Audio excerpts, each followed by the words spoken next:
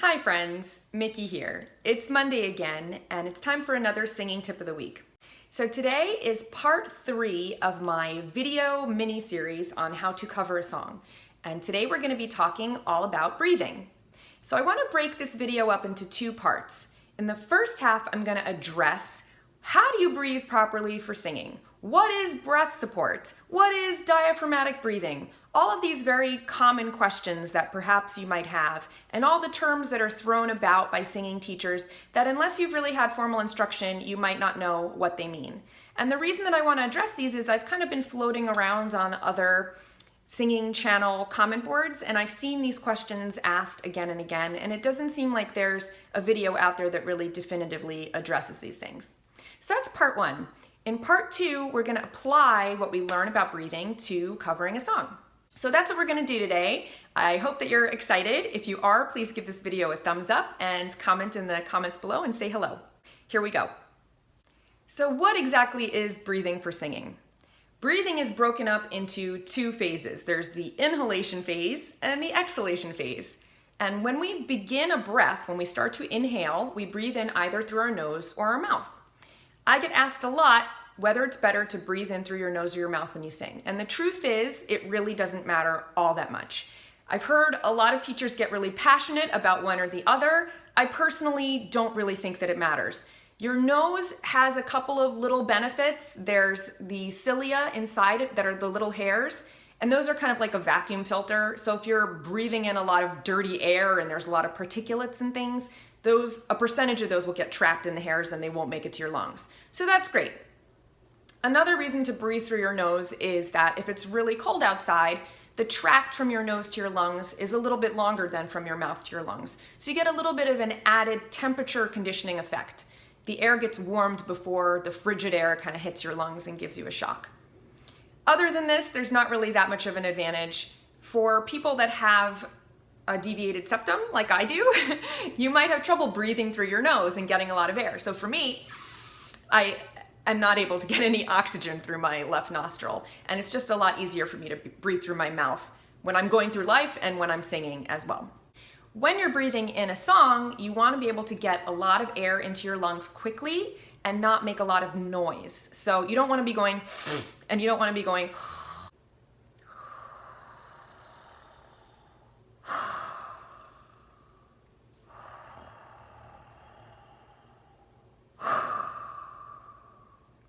right? You want to be breathing silently. And the way that we do that is we relax. So you want to take a nice deep yawny breath, because you'll notice when you yawn, you get a lot of oxygen, everything's nice and open, and you get it quickly and silently. Your tongue is relaxed on the bottom of your mouth, your soft palate is raised, everything is really open, and you're able to get that oxygen quickly. So once you breathe that air in, it goes down your windpipe and into your lungs. When you breathe in through your lungs and you fill them up completely, that's the way you should be singing, breathing for singing. Now, if you're breathing in very shallowly, that's not the right way to breathe for singing. And when we breathe in shallowly, usually that's because we are nervous or we've been running around or something is happening that's really not allowing us to breathe in fully.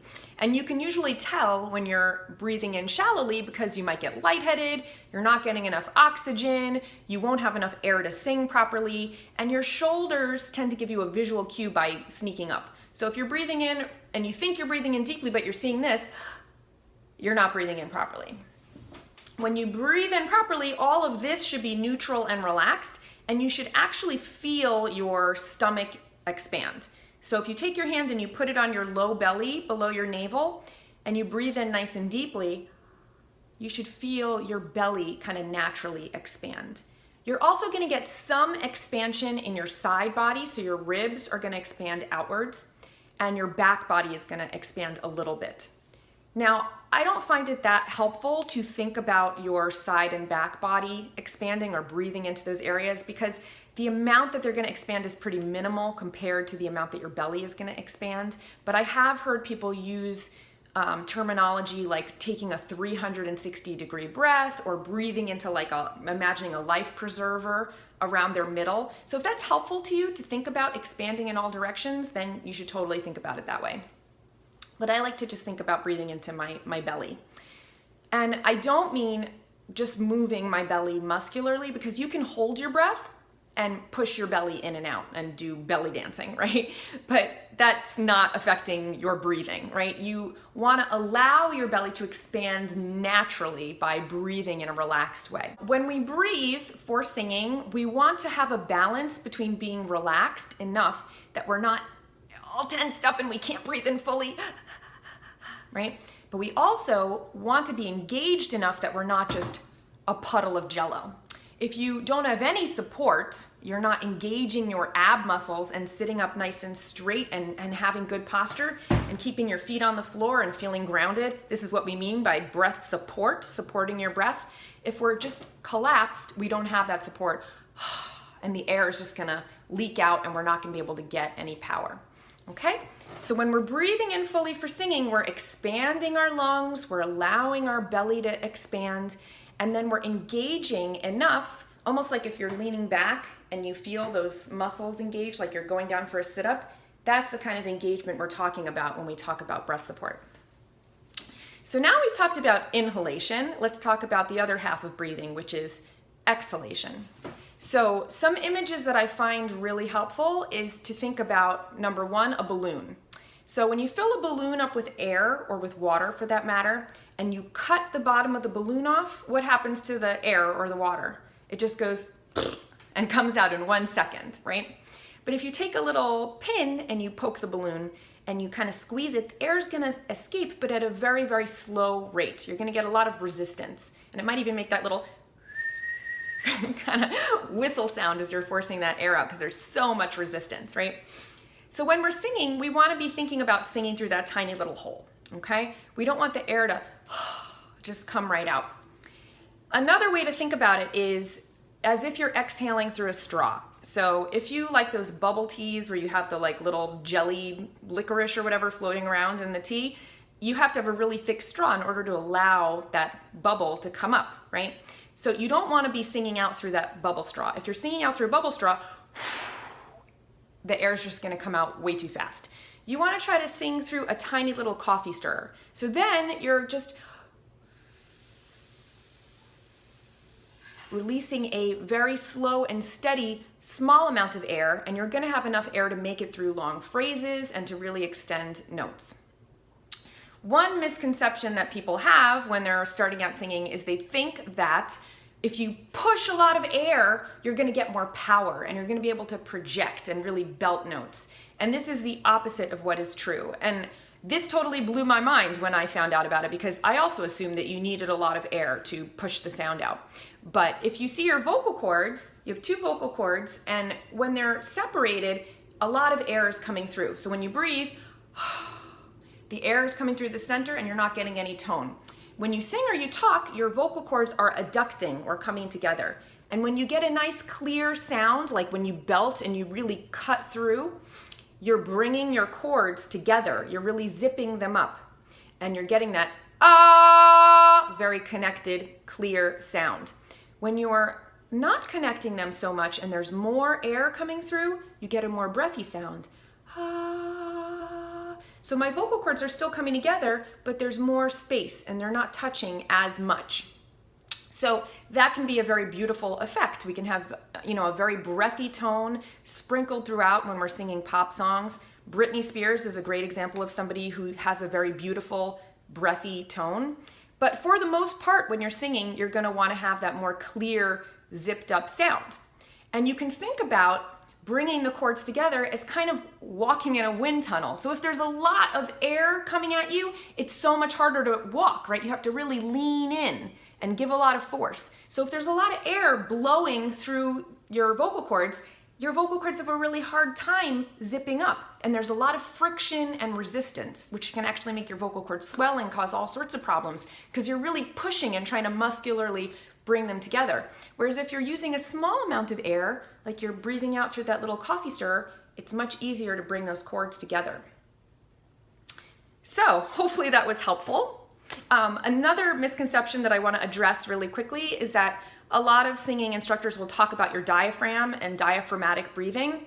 The diaphragm is a sheet of muscle that's affected when you breathe in, but it's involuntary, meaning that you can't consciously control it. So in my opinion, there's really no point in thinking about it or talking about it because there's nothing you can really do to control it. So we're gonna toss that term out for the moment. We're not gonna talk about diaphragmatic breathing. We're just really gonna think about breathing in deeply and allowing our belly to expand, okay? I want to talk about an exercise that I've seen other singing teachers use on the internet, which I find not helpful. This is the belt exercise. So this is supposed to help you figure out the proper way to inhale and exhale. So what you're supposed to do is you inflate your lungs all the way. You take a nice deep inhale, and then you take a belt like you wear to keep your pants up, and you put it around your ribs and you tighten it. And then you're supposed to sing and allow the air to come out of your lungs and try to keep the belt on with no hands and not allow it to slip down. So it's supposed to prevent you from collapsing and losing that support. If this works for you, you should totally do it, and that's great. For me personally, I find that I get very tense and I'm focusing on trying to keep my ribs very stiff to hold that belt on, and this makes it actually really difficult for me to breathe in a relaxed way. So if it works for you, that's great. If it doesn't, don't do that exercise. I want to show you an exercise that I find really helpful for learning the proper way to inhale and exhale. So what we're going to do is we're going to take a nice deep yawny breath, and we're going to fill up our lungs completely, and then we're going to exhale on a tss sound for 4 seconds. So we're going to go tss, tss, tss, tss. And then we're going to do it one more time, and we're going to hold it out and allow all of the air to empty from our lungs in a nice and slow, even exhalation. And we're going to try to extend that final exhalation for 10 seconds. So let's do it together. Let's take a nice deep breath, sit up nice and tall and supported.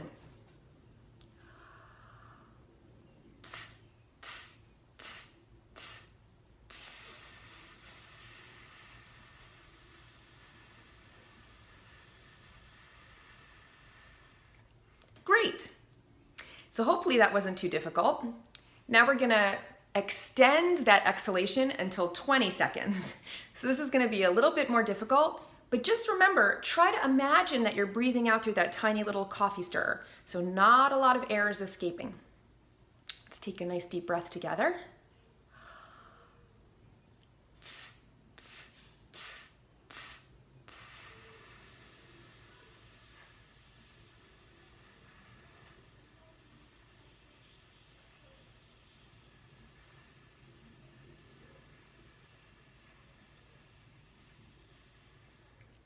Very good.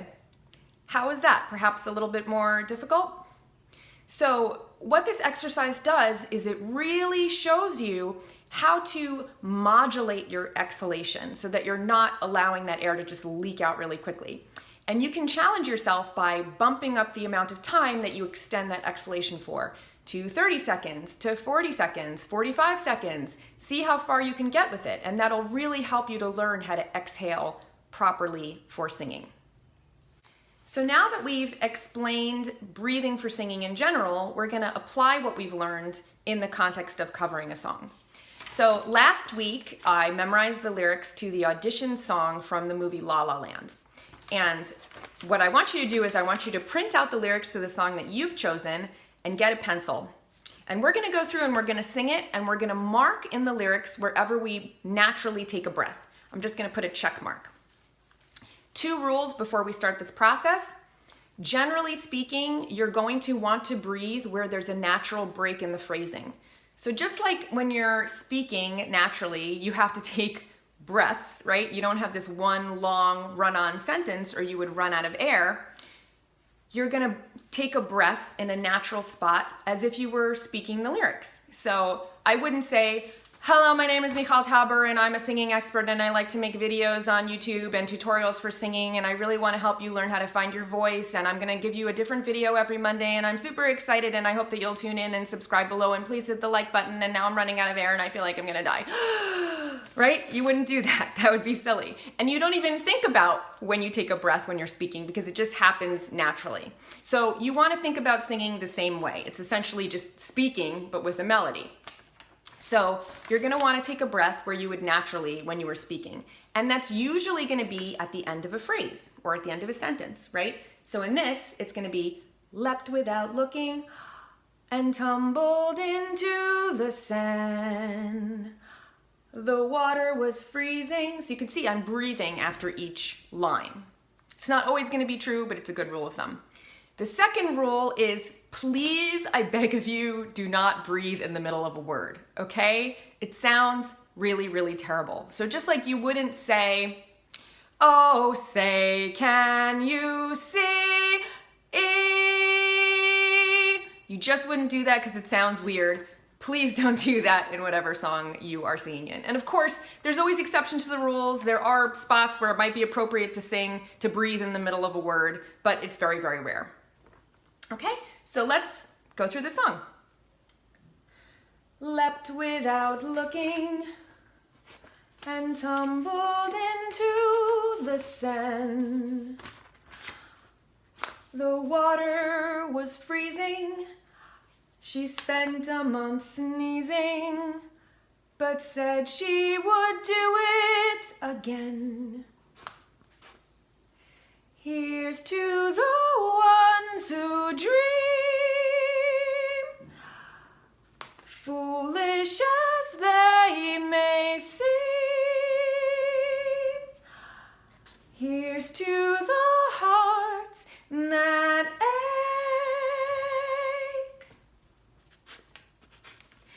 Here's to the mess we make. So you'll notice that I actually took an extra breath before that ache. I said, here's to the hearts that ache. And I was able to do that because there is a natural break in the way that the lyrics are phrased.